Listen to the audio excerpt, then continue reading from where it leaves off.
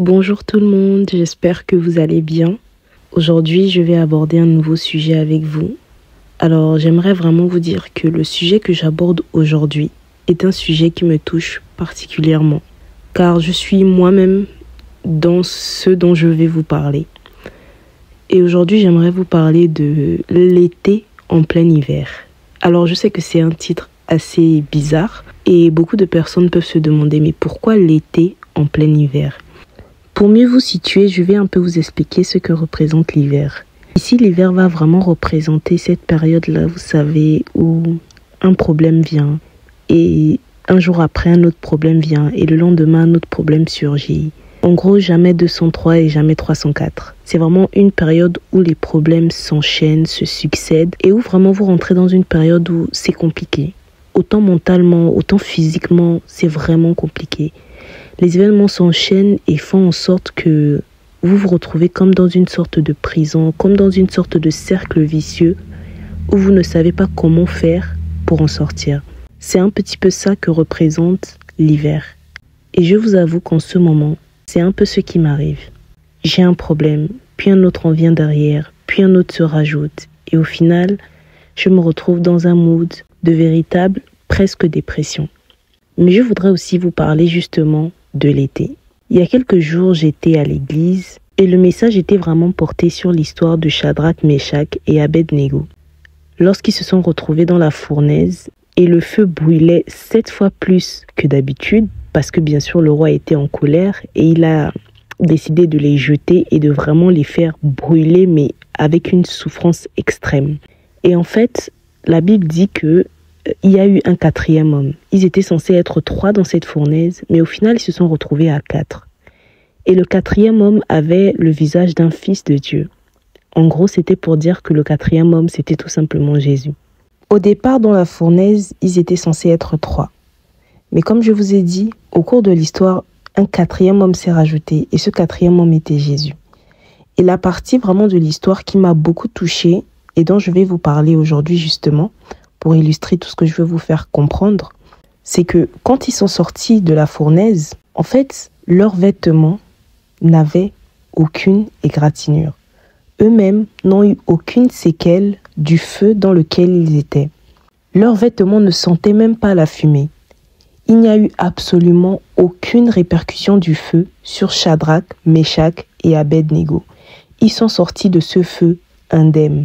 Sachant que je vous ai dit au début, la fournaise a été chauffée 7 fois plus fort. Voyez à quel point c'est problématique en fait. On va caractériser ça par la fournaise qui est en train de brûler. Et cette fois-ci, la fournaise ne brûle pas justement comme d'habitude.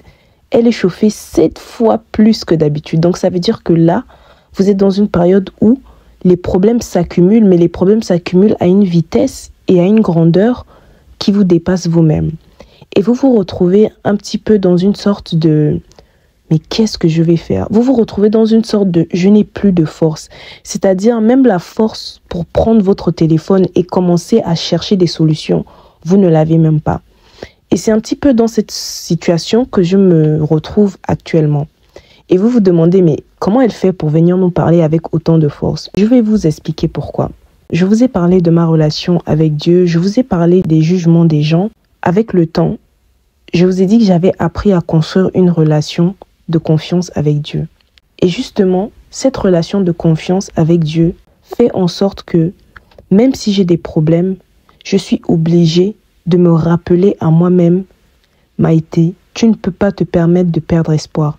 Tu ne peux pas te permettre de penser que Dieu ne va pas agir alors que tu sais que tu as fait une alliance avec lui et tu connais le Dieu que tu sers. Je vais vous prendre un exemple concret. J'ai eu un problème récemment, un problème parmi les 100 problèmes que j'ai. Donc j'ai eu un problème récemment et j'ai dû appeler ma grand-mère. Donc ma grand-mère, c'est celle qui m'a élevée, c'est celle qui m'a tout appris, c'est vraiment ma maman. Donc j'ai eu ce problème. Automatiquement, je me suis dit, il faut que j'appelle ma grand-mère pour qu'elle puisse m'aider à régler ce problème. Sachant que ma grand-mère, ça faisait à peu près 2 semaines que je ne l'avais pas eu au téléphone parce que avec mon emploi du temps chargé et elle aussi, comme elle est au pays, c'est parfois difficile de savoir à cause de la connexion Internet qui n'est pas forcément très favorable. Mais à ce moment-là, On avait fait 2 semaines sans se parler, mais dès que j'ai eu ce souci, j'ai appelé ma grand-mère et elle a tout de suite répondu aux abonnées présentes. Elle a commencé à faire ce qu'il fallait faire, elle a commencé à me diriger et à m'aider vraiment dans la résolution de ce problème. Et quand justement elle a eu cette attitude-là, je me suis rappelé, mais c'est vrai que ma grand-mère répond présente, malgré le fait que ça fait 2 semaines qu'on n'a pas pu se parler correctement. Et je me suis dit, mais si elle répond présente comme ça, à combien de fois Dieu lui répondrait présent si je l'appelle? Et c'est à ce moment que je me suis souvenu, mais Maïté, tu sais que tu as une relation de confiance avec Dieu. Tu sais que Dieu est ton papa.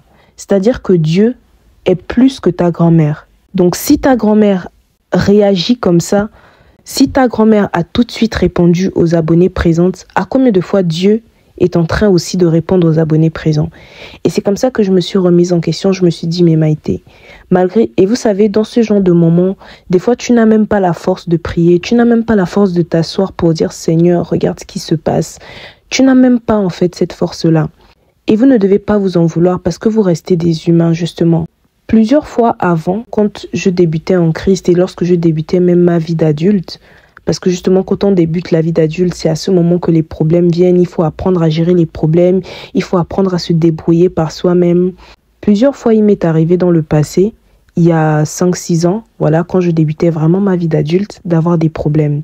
Et ma réaction, c'était que tout s'arrêtait autour de moi. Une fois qu'un problème se posait devant moi, c'est fini, ma vie s'arrêtait. C'est-à-dire que j'étais incapable de continuer à mener une vie normale tout en travaillant à la gestion du problème qui me fatigue. Et je me suis dit, je ne peux plus être comme ça, je ne peux plus vivre comme ça. Et justement, j'avais présenté ça à Dieu. Parce que je vous assure que on sait tous que la vie d'adulte est une vie remplie de tribulations, est une vie remplie d'épreuves, remplie de problèmes, remplie de tracas. Voilà, on n'exclut pas les bons côtés, mais je veux vraiment dire qu'une vie sans problème n'existe pas. Une vie sans problématique n'existe pas. Des problèmes, il y en a tout le temps et on est tout le temps confronté justement à devoir se surpasser. Et à ce moment-là, lorsque la période d'hiver venait vraiment dans ma vie, donc la période d'hiver qui représente les problèmes, je vous assure que j'avais une très mauvaise gestion de mes émotions, une très mauvaise gestion de ma vie, une très mauvaise gestion de mon alimentation. Ça faisait que lorsque j'avais des problèmes, non seulement je ne m'alimentais pas correctement, je ne m'alimentais quasiment plus du tout. En fait, je pouvais rentrer dans une dépression pas possible à cause d'un simple petit problème. Pour moi, tout s'arrêtait, la vie s'arrêtait là, c'est-à-dire que impossible de continuer à mener une vie normale, à avoir un rythme de vie correct tant que ce problème n'est pas résolu. Et je vous assure que même si le problème était minime, rien qu'à cause de ma mauvaise gestion de mes émotions, à cause de mon manque d'expérience, je gérais extrêmement mal les choses. Et je pense que Dieu a remarqué que je ne pouvais pas continuer ainsi. C'est comme ça que le Seigneur a commencé son apprentissage avec moi. Il a commencé à m'apprendre à gérer mes problèmes. Mais non pas seulement à gérer mes problèmes, mais à continuer ma vie dans la gestion de mes problèmes. Je vais reformuler ma phrase. En gros, il m'a appris à continuer à vivre malgré les problèmes qui étaient présents dans ma vie. Je sais qu'il y a beaucoup de personnes, parce que moi-même j'étais comme ça, et je lutte encore justement pour arrêter d'être comme ça, c'est que lorsqu'un problème surgit, tout s'arrête autour de nous. C'est-à-dire le temps s'arrête. Tant que ce problème-là est là, le temps s'arrête. Et le problème lorsqu'on fait ça, c'est que justement, plus on va avoir cette attitude-là face au problème, et plus le problème va prendre de l'ampleur et il va prendre de la place. En fait, avoir cette attitude-là, c'est tout simplement donner de la force et nourrir encore ce problème-là pour le rendre encore plus grand, pour lui donner encore plus d'ampleur qu'il ne l'a déjà. Et pour en revenir à aujourd'hui, parce que là, je vous parlais d'il y a quelque temps, ça fait très longtemps que je n'ai pas eu une phase de problème comme ça. C'est-à-dire un problème, puis un autre, puis un autre, puis un autre. Ou du moins, je pense que peut-être que j'en ai eu, mais ça ne m'a pas touché autant que maintenant. Parce que vraiment, là, je vous dis, la fournaise a été chauffée 7 fois plus. D'habitude, la fournaise est chauffée normalement, mais là, dans la période dans laquelle je suis en train de vous parler, la fournaise a été chauffée 7 fois plus. Et justement, à ce moment-là, j'ai eu cette réflexion-là parce que comme je vous disais, lorsqu'on bâtit une relation de confiance avec Dieu, on ne gère plus les problèmes pareils. On ne voit plus les choses pareilles et on n'avance plus dans la vie pareillement. C'est-à-dire même dans notre façon de gérer nos émotions, ce sera différent. Dans notre façon de gérer notre argent, dans notre façon de gérer nos soucis, nos problèmes, nos problématiques, tout sera absolument différent. Parce qu'il y a un élément qui rentre en compte, c'est l'alliance qu'on a fait avec Dieu. Et justement, quand ces problèmes sont arrivés, j'ai commencé à vraiment être mal. Parce que j'ai commencé à réfléchir en fonction de moi. Puis justement, j'ai écouté cette histoire de Shadrach, Meshach et Abednego à l'église qui m'a rappelé que Maïté, même si tu es dans la fournaise, n'oublie pas que tu n'es pas seul, qu'il y a un deuxième homme avec toi, qu'il y a cette personne-là qui n'est peut-être pas visible, qui est omniprésente, qui est omnipotent et qui est omniscient. Et je me suis dit, Maïté, tu ne peux pas désespérer. En fait, ce qui me faisait désespérer avant, je crois que c'est vraiment le fait de me dire que d'où est-ce que va venir la solution? Et même, comme je vous ai dit dans le podcast, je n'avais pas assez de confiance en Dieu. Donc, ce qui fait que j'hésite, je me dis, est-ce qu'il va agir? Est-ce qu'il ne va pas agir? Est-ce qu'il va faire quelque chose? Est-ce qu'il ne va pas faire quelque chose? Vous voyez un peu l'état d'esprit dans lequel j'étais. Je me suis dit, mais Maïté, comment est-ce que tu peux être dans des situations comme ça, des situations où Dieu lui-même sait très bien que ça te porte vraiment préjudice, que si ces situations ne s'arrangent pas, tu seras vraiment dans un bourbier pas possible. Et tu penses vraiment que Dieu va te laisser comme ça? Tu penses vraiment que Dieu ne va pas agir? Tu penses que Dieu va te laisser aller dans une situation qui va vraiment te mettre mal, sachant qu'il t'a parlé de certaines choses, il t'a dit les projets qu'il avait pour cette fin d'année pour toi, il t'a montré des choses que tu devais faire et que si tu ne résous pas ces problèmes, tu ne pourras absolument pas faire ces choses. Et toi, tu penses véritablement que Dieu va t'abandonner. Parce que souvent, on pense que le silence de Dieu égale son absence. Sauf que c'est pas du tout ça. Je me suis ressaisie à ce moment-là, justement. Je me suis parlé à moi-même et je vous parle toujours de la force du dialogue intérieur. C'est tellement important, je vous promets, d'avoir ce dialogue intérieur, de parler non seulement à vous-même, mais de parler aussi à votre Dieu. Et en ce moment, je vous avoue, je n'arrive pas à m'asseoir correctement, à me mettre à genoux pour avoir un véritable temps de prière, mais je suis en constante communication avec Dieu dans mon cœur. Tout au long de la journée, je lui pose des questions, je parle avec lui et je lui explique et je sais qu'il ressent tout ce que je vis au fond de moi. Il sait le mal-être que j'ai en ce moment du fait que j'ai beaucoup trop de soucis en ce moment. Et j'ai eu ce temps de réflexion et je me suis dit, mais Maïté, pose-toi. Tu te rends compte que tu as un Dieu et que ce Dieu-là ne peut pas t'abandonner. Ce Dieu-là ne peut pas te laisser comme ça. En fait, j'ai eu cette assurance. J'ai commencé à me rappeler et à me remémorer tout ce que Dieu m'avait promis. J'ai commencé à me rappeler les paroles de Dieu dans la Bible parce que je vous promets que c'est vraiment important. Lorsque vous avez des moments de down comme ça, lorsque vous êtes dans des problèmes, lorsque vraiment les problèmes vous acculent, de prendre la parole de Dieu et de vous rappeler ce qu'il dit. Il a dit, je ne te délaisserai jamais, je ne t'abandonnerai jamais. Il a dit, invoque-moi au jour de la détresse et je te répondrai. En fait, sa parole devient comme un gage d'engagement. En fait, vous prenez sa parole et vous la mettez devant lui et vous dites, Seigneur, voici ce que tu as dit. Tu es obligé de répondre.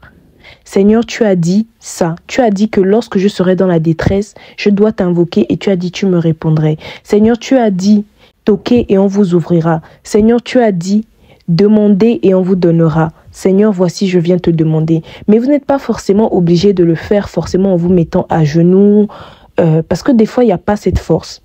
Asseyez-vous et vraiment commencez à penser au plus profond de vous.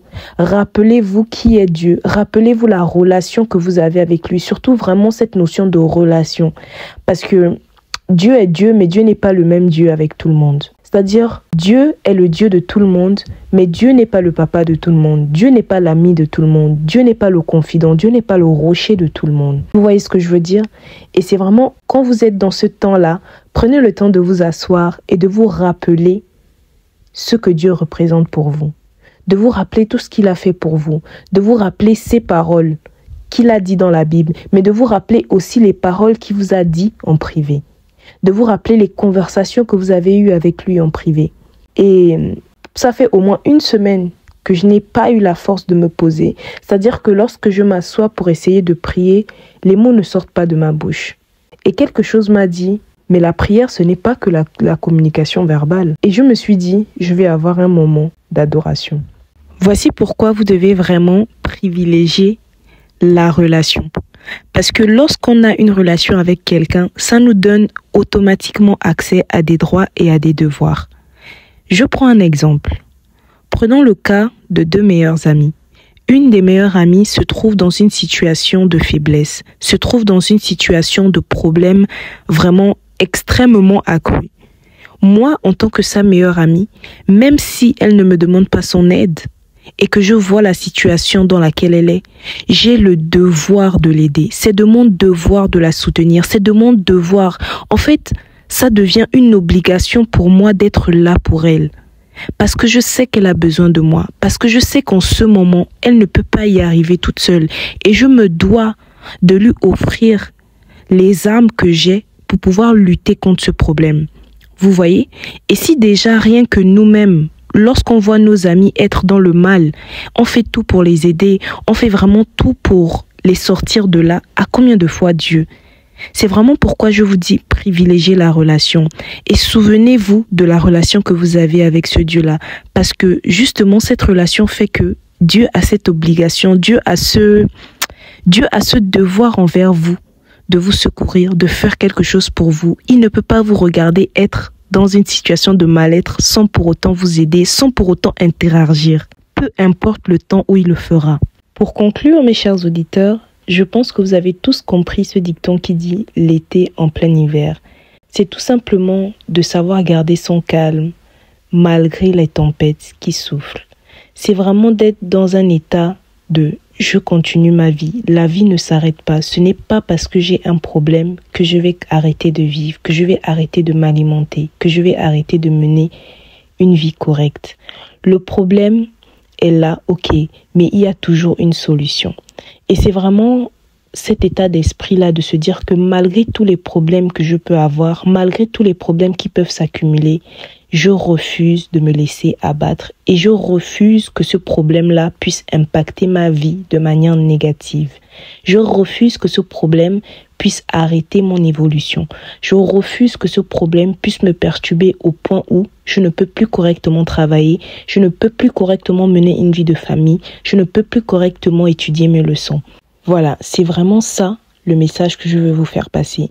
Et parce que c'est un message que moi-même j'ai compris. C'est déjà la fin de ce podcast. J'espère qu'il vous a plu. J'espère que j'ai pu vous aider en abordant ce sujet-là. Parce que je sais que c'est des choses que beaucoup de personnes traversent. Car moi-même, je l'ai traversé. Et comme je vous dis, je suis toujours dans l'apprentissage de cette gestion de l'hiver. Donc, je vous souhaite une très belle soirée ou journée, peu importe au temps où vous écoutez ce podcast, et que Dieu vous bénisse.